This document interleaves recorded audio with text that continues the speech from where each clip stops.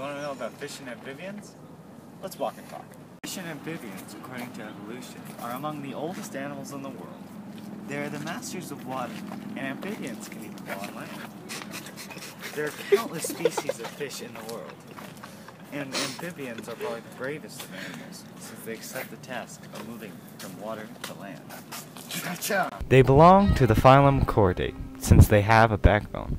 This separates them from invertebrates, which do not have a backbone. The advantage of a backbone is increased strength, as muscles pull against this bone when swimming or running. Both fish and amphibians are composed of bones and cartilage, the tough, flexible material that makes up the human ear. Another characteristic of vertebrates is the neural crest, which develops off the nerve cord during development. From this crest forms the brain and skull.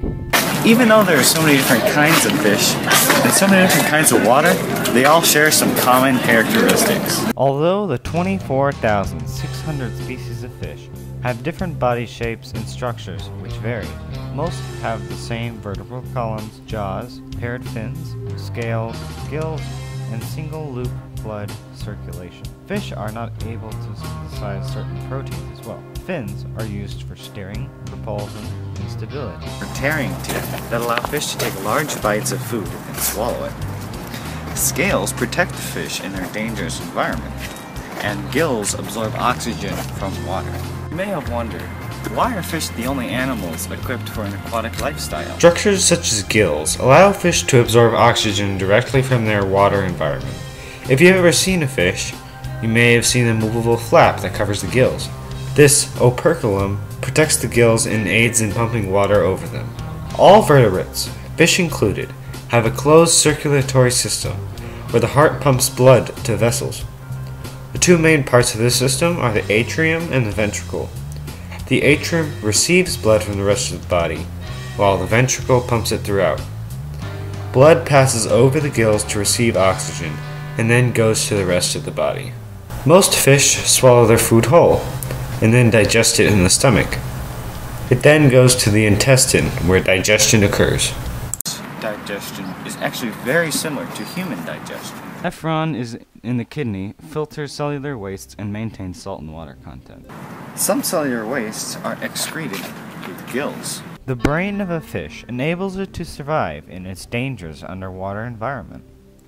The cerebellum coordinates movement and balance. The olfactory bulb records and responds to chemical input. The optic lobes are responsible for visual input and give color vision. Fishes can detect the slightest movement in the water because of their lateral line system. This also keeps them upright and balanced. Fish have adapted to reproduction by spawning. Male and female release their gametes near each other in the water. Some fish, such as sharks, use internal fertilization.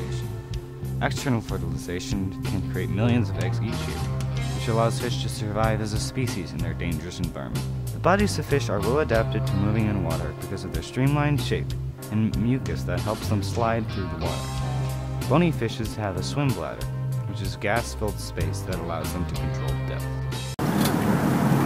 Hey Kevin, want to tell them about the 3 types of fish? Sure. Countless species of fish in the world. To identify fishes easily, the scientists have grouped them into 3 different classes based on their body structure. The 3 different types of fish are jellyfish, cartilaginous fish, and bunny fish. A jellyfish is any eel-like animal lacking both a gel and paired appendages. Jellyfish eat by sucking in mud through their mouths and filtering out particles of food as the water leaves through their gills. For example, hagfish feed on soft-bodied invertebrates and died or dying fish on the seafloor. Cartilaginous fish is one that has a skeleton which contains no ossified bone. The flexible skeleton, rows of shaped teeth, a stem-like body, and placate scales that make sharks one of the top predators in the sea. Squids and rays have flattened bodies that are adapted for living on the ocean floor. A bony fish is a fish of a large class distinguished by a skeleton of bone and comprising the majority of modern fishes. There are 2 groups of bony fishes, the ray-finned fishes and the lobe-finned fishes. Thin, spine-like rays support the fins of ray-finned fishes.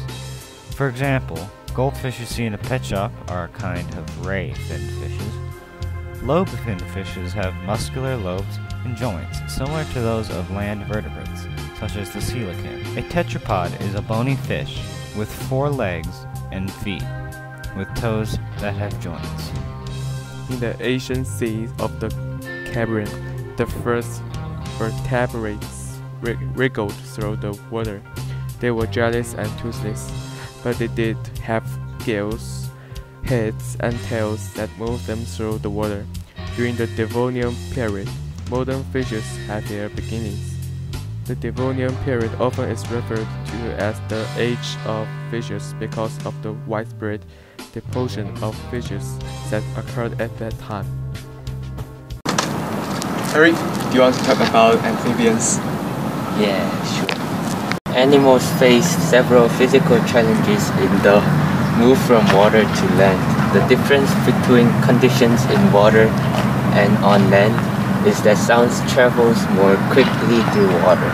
Fishes use lateral line systems to sense vibrations or sound waves. The lateral line system is not effective in air. The ears of terrestrial vertebrates develop to sense sound waves traveling through air. Amphibians had to adapt to a life on land as compared to living in the water. Without the buoyancy of the water, their legs had to adapt to not just move the body but also to support it. The gills used for breathing underwater are replaced by lungs and moist skin. The skin had to change to be able to minimize the loss of water through evaporation. Amphibians are cold-blooded animals, meaning they do not have a constant body temperature, but instead take on the temperature of their environment. They have moist skin that absorbs water and oxygen, but that also makes them vulnerable to dehydration. Therefore, amphibians are most often found near ponds, marshlands, swamps, and other areas where fresh water is available. Some amphibians have become inactive when conditions are unfavorable for survival.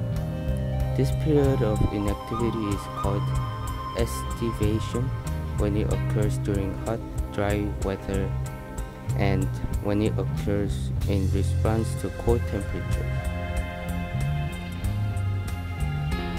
Most amphibians begin life as aquatic organisms. After metamorphosis, they are equipped to live life on land. At the end of the intestine is a chamber called cloaca. The cloaca is a chamber that receives the digestive waste, urinary waste, and eggs or sperm before they leave the body. Frogs' eyes have structures called nictitating membrane. The nictitating membrane is a transparent eyelid that can move across the eye to protect it underwater and keep it from drying out on land. The amphibian ear also shows the adaptation to life on land. The tympanic membrane is an eardrum.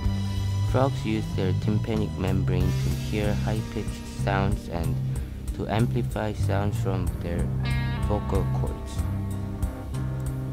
It is important for amphibians to sense the temperature of their environment because they are ectotherms. Ectotherms are animals that obtain their body heat from the external environment.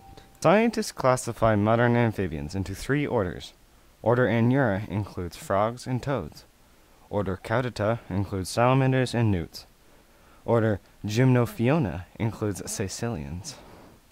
Hey guys, thanks for watching.